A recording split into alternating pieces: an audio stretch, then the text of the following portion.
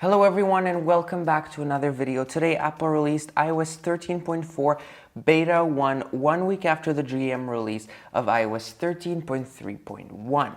We are going to take a look at some new features and changes, as there are some, as well as the performance, battery life, and whether or not you should update. Alright, let's start with the update size. It is quite a big update at over 4 gigabytes coming from iOS 13.3.1.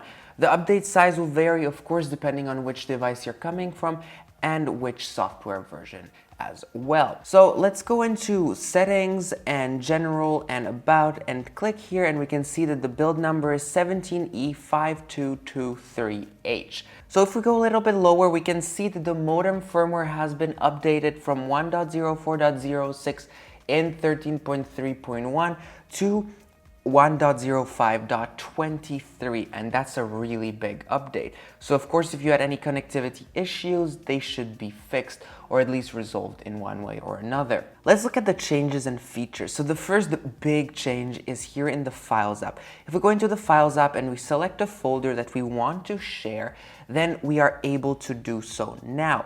We are able to share with whoever we want, and messages, airdrop, whatever, and we can airdrop the entire folder. Whereas in the past, if we go into the photos, I just took a picture of it right here. As you can see here, this icon would be gray. It would not be blue, meaning it would not be available. Whereas now it is available to share the entire folder. So of course you can select some people, you can add people. They'll be able to use this folder and add things into it, as well as see in real time what you are adding. So that's a really good feature right over here. On top of all of that, we have new Memoji stickers. As you can see, the one with the laptop here, kind of all of these. We have many more Memojis compared to the same thing right over here, which you see there would not be the MacBook sitting and just like a bunch of other Memojis. Now, for some people in iOS 13.3.1, when they would try to summon Siri,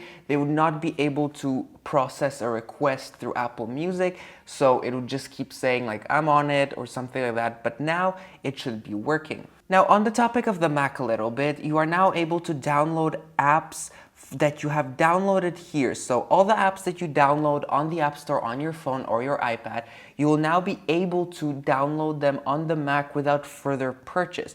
Of course, this is only available on the betas currently, but it should be coming really soon to the Mac. Now, what about the Mail app? So the Mail app is quite buggy since the beginning of iOS 13, and everyone knows that. And now the Mail seems to be quite good for the moment. But if we just select an email, for example, this one, okay, Uber Eats, no one cares. As you can see, we have more options on the bottom than before. Before we would have just 2 options here. Now we have 4 of them to use. So that's a little change, which is quite nice to see.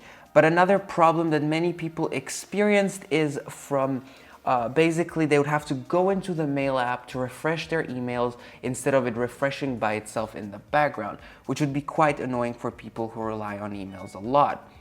Now, if you want to fix that, try updating to 13.4 to fix that bug, but I didn't experience that, so I didn't have any issues and I cannot comment on that.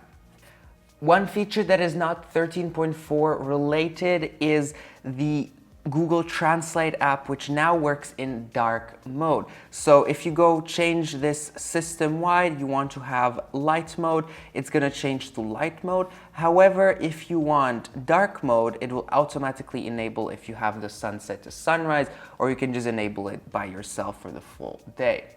Now, what about performance and battery life? Performance seems to be quite good for the moment. I don't seem to be having any issues whatsoever. However, it's too early to tell because I've had it just for a couple of hours, but it seems to be about the same. There's no noticeable difference in animations or anything like that. It all seems to be about the same. Now, what about battery life? Well, battery life is quite excellent on this phone throughout most of the time. And battery health on this phone is 100% still, so it's quite good. So I have good battery life throughout the day. As you can see, I sometimes go through 100%, sometimes not, but the phone lasts me about 2 days on average, which is really good battery life. Let me just go out of dark mode because I don't need it right now. So it's quite good, the battery life. You're definitely not going to notice any significant difference if you're coming from 13.3.1, but definitely if you're coming from an older version, you might have a little difference, especially on an older device. And that same thing goes to performance. There should be a little difference, but nothing major. But of course, 13.3.1 improved the performance and our battery life a little bit, so there should not be any noticeable difference on here. Now, should you update? Well, there are new features, of course, as the iCloud feature and many other changes and bug fixes. However, it's still beta 1 for this version, so it might be wise to just stay a little longer on 13.3.1 if you are there, and just rely on the good performance and battery life that you currently have. However, if you have issues with the Mail app and want to use the iCloud sharing, then definitely upgrade to 13.4 as there's nothing bad so far. But for those that want to install 13.4 on their daily driver, I would definitely not recommend you to do so, because there might be some bugs that we haven't discovered yet, and there might be some other issues that could interfere with your daily usage of your phone. So definitely, if you're on 13.3.1, hold off a little longer unless you really want to go. Or if you have another device, for example, that you don't use, then you can go ahead and install it.